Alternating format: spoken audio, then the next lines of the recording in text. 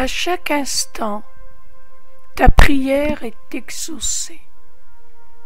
À chaque instant, ce que tu demandes t'est donné. L'univers tout entier est ton reflet. Tout ce que tu penses, tout ce que tu ressens se reflète dans ta vie. Que ce soit dans le comportement de tes proches, de tes collègues ou de tes simples relations, ou que ce soit dans ta vision du monde.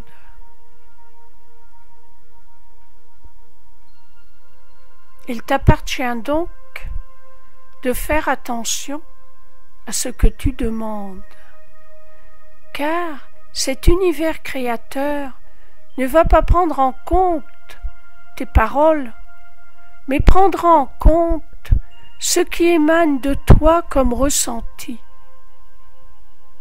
Si tu demandes par exemple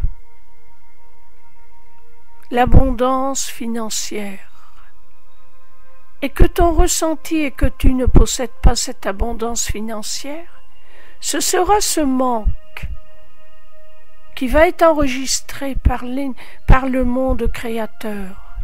Et ce sera cela ton expérience de vie. Et cela continuera encore et encore jusqu'à ce que tu prennes conscience que Dieu te donne tout à chaque instant, que la source de ton abondance est en toi et qu'il t'appartient de la vivre maintenant. Jésus disait bien « Demandez, vous recevrez, croyez que vous l'avez déjà reçu ». Je conçois qu'il n'est pas toujours facile de ressentir ce qu'il n'est pas encore là en apparence.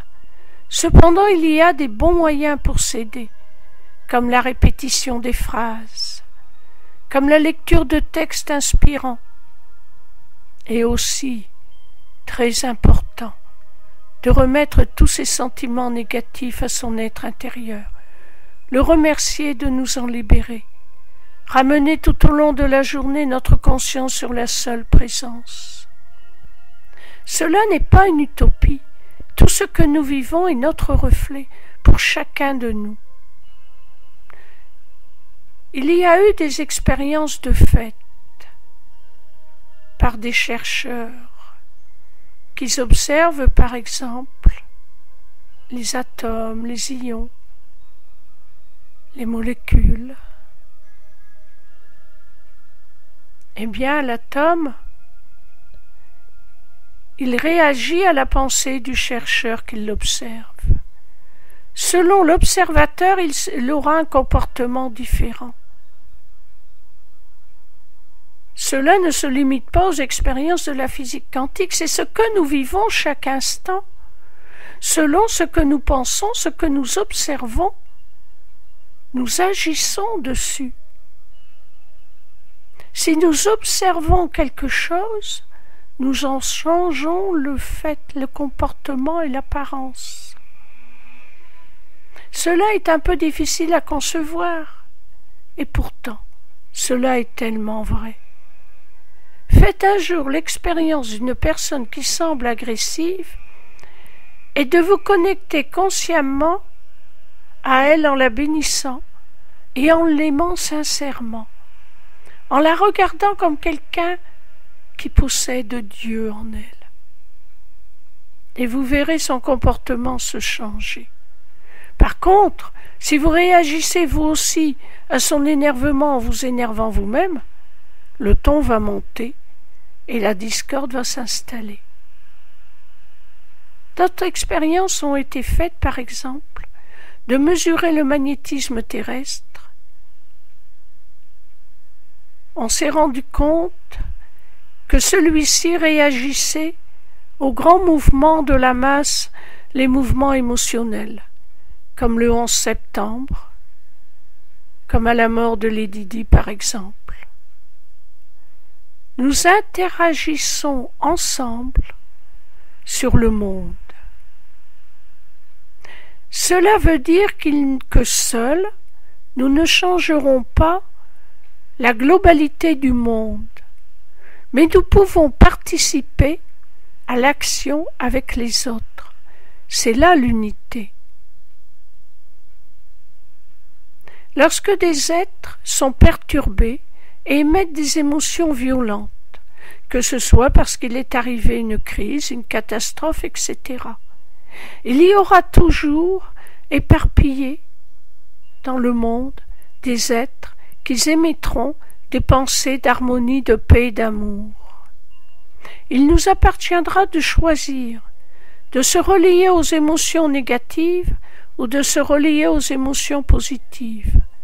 Mais soyez-en assurés, tout ce que vous pensez à chaque instant agit, autant dans votre monde, dans votre vie personnelle, que dans le monde dans son entier.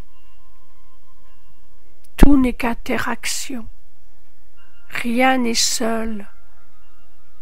Il n'y a qu'une seule unité. Toi qui m'écoutes, tu fais partie d'un tout et tu es le créateur de ce tout. Chacune de tes pensées modèle ton univers et cet univers se mêle à l'univers qui est projeté par chacun.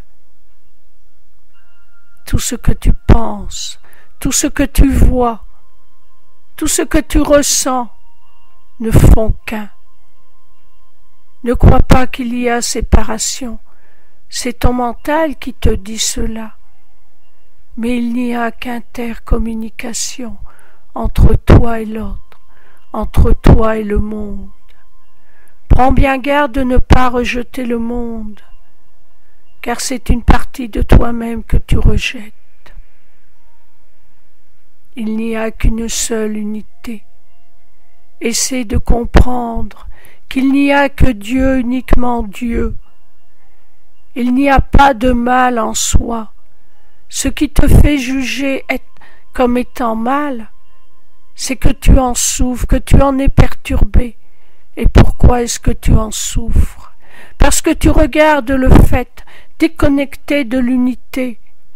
Tu es alors dans l'illusion de la séparation et tu souffres jusqu'au plus profond de ton être. Ce n'est pas en luttant contre les apparences que tu pourras te libérer de cette souffrance. La libération de la souffrance peut être instantanée. Il suffit que tu te reconnectes au plus profond de toi à cette unité qui est la seule réalité. Tu peux te regarder dans le miroir et dire que ce miroir n'est pas bon, parce que l'image que tu vois ne te plaît pas. Tu pourras changer de miroir encore et encore.